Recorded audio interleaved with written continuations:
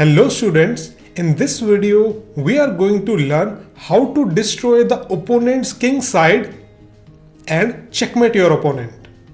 In the upcoming videos also you will learn about different tactics and techniques to destroy opponent's king side. Let's start with an example. In this position we are white and right now this king is perfectly safe behind this pawn cover.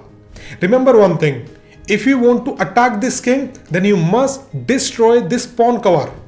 Once the pawn cover has been destroyed, then you can use your pieces to exploit the weakness around the king and checkmate it. So how do we destroy the pawn cover? One simple way to destroy the pawn cover is to sacrifice a piece. For example, here white played knight f6 check. White is giving up his knight for free. It's a check, so black plays g cross f6. And now look, the pawn structure has been ruined and now the g file is opened. So you can use this g file to attack the opponent's king. And white plays queen g3 check. So this is the first attack on the opponent's king. King moves away and you play e cross f6. Now because there is no pawn on g7, so the dark squares around the king has become weak. And that's why white sacrificed a whole piece just to remove the pawn cover around the opponent's king. Black plays bishop cross f6. White here plays knight e5. The bishop, knight, queen and rook, these four pieces are participating on the attack on the king side. And there is a threat. Let's say black does not do anything. In the next move our threat is to play rook cross f6. Black will play queen cross f6. And now there is a problem here. So you are going to play knight cross f7. There will be a discover attack on the queen. After rook cross f7 you will win the queen. That's the idea. So that's why here black eliminates this dangerous knight. Black plays bishop cross knight. And now you play bishop cross e5 check. Black plays f6. Now this diagonal is blocked. We cannot attack on this diagonal. So how should we continue the attack? And the answer is white played rook cross f6. Rook sacrifice.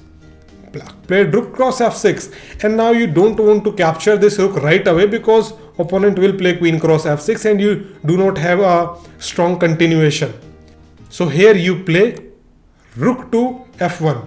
You are putting more pressure on this rook and there is no good way for black to defend this rook. Only the queen can defend it and black cannot bring another piece to defend this rook. Let's say knight comes here, knight c6. So you play bishop cross f6 check, queen cross f6, rook cross f6. And this is a completely winning position. You are also threatening rook f8 check. You can play moves like queen c7. So white is completely winning here. And it all started with this piece sacrifice. By sacrificing this piece, you destroyed the pawn cover around the opponent's king. And that's how you are able to checkmate the king. Let's look at this idea in one more example. In this position, we are white and again the king is perfectly safe behind this pawn cover. So if you want to attack this king, you must destroy this pawn cover. And how do you do it? Here white played knight d5, a knight sacrifice. Black played e cross d5 and white played e cross d5. You are attacking this queen. So queen has to save itself. Queen d7. And now, even now this pawn structure is still intact. But you can play bishop cross f6. After g cross f6, this pawn structure has been damaged. So again, you can use this file to attack the king. And black is in big trouble. After rook g3 check, if black plays king f8, then you play queen cross h7. After rook e8, you play rook g7 and black does not have a good defense here. Let's say black captures this pawn. You play queen g8 check, you give another check, and you take the opponent's queen. So with more material, white is winning in this position. That's why here, after giving this check, black played king h8.